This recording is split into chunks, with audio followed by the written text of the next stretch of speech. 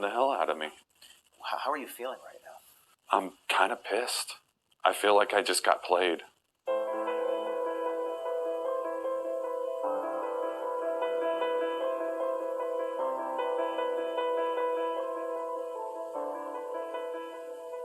And so let me make good on that promise right away. Okay, this storm is getting crazy, right? And it's out of a lot of people's control. And so the reason they called me in is to try to harness that storm, try to reel it back in before it gets really crazy. Okay, I understand. Because we have senators involved, we have the Department of Justice involved, we have Trump's lawyers team's gotten a hold of me. I'm not. Well, I am actually. I am trying to twist you a little bit because in that, believe it or not, your mind will kick in. Okay. We like to control our mind, and when we do that, we can convince ourselves of a memory. But when you're under a little bit of stress, which is what I'm doing to you purposely, your mind can be a little bit clearer. And we're going to do a different exercise too to make your mind a little bit clearer. Okay. Good to go. So, but this is all on purpose. Roger. I'm not scaring you, but I am scaring you.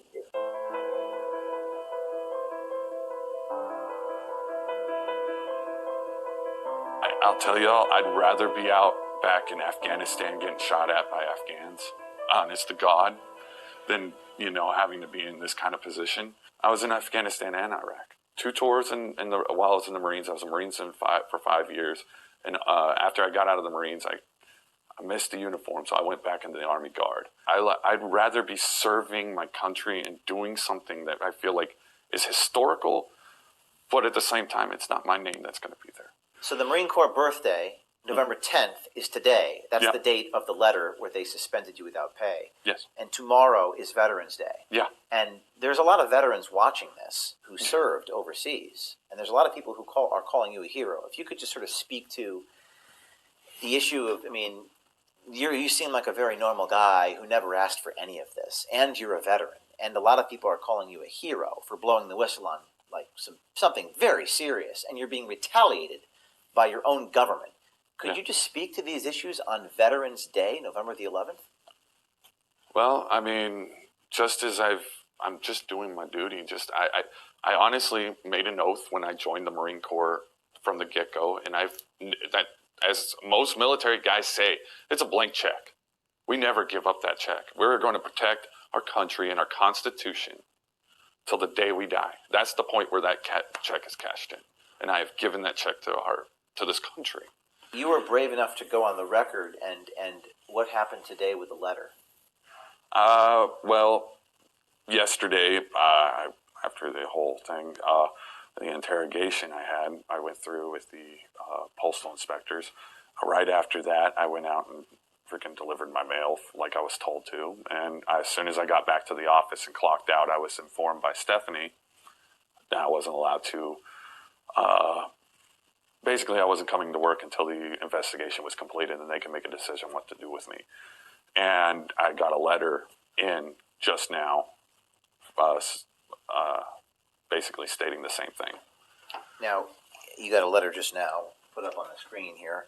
This is the letter of them informing you that you're on unpaid suspension. Mm-hmm. So you basically aren't working right now. Nope. And do you have a family? Yeah, I've got a daughter. You got a daughter, and I think you were married.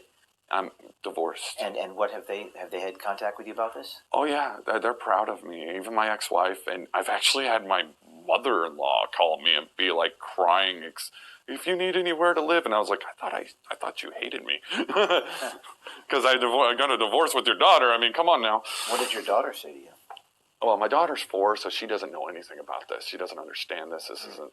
But I'm hoping that someday she's proud of me for what I'm doing here. Probably never expected to be here from a week ago. Dear God, no.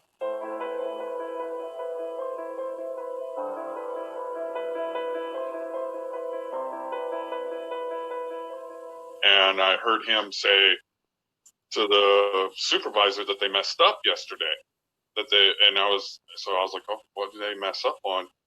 And he told the supervisor that they had postmarked one of the ballots for the 4th instead of the 3rd, because they were supposed to put them for the 3rd. So you still stand by what you signed here in this affidavit that Postmaster Rob Weisenbach directed your coworkers to pick up ballots, and in fact, you heard Weisenberg tell a supervisor they were backdating the ballots to make it appear they'd been collected on November 3rd. You still stand by that? Yeah. Yes. And you don't have a copy of what these agents made you sign? No. No. It seems like they were trying to make me distrust y'all.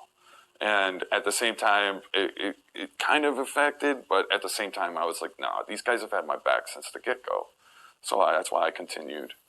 Do you think these federal agents have your back? At this point, no.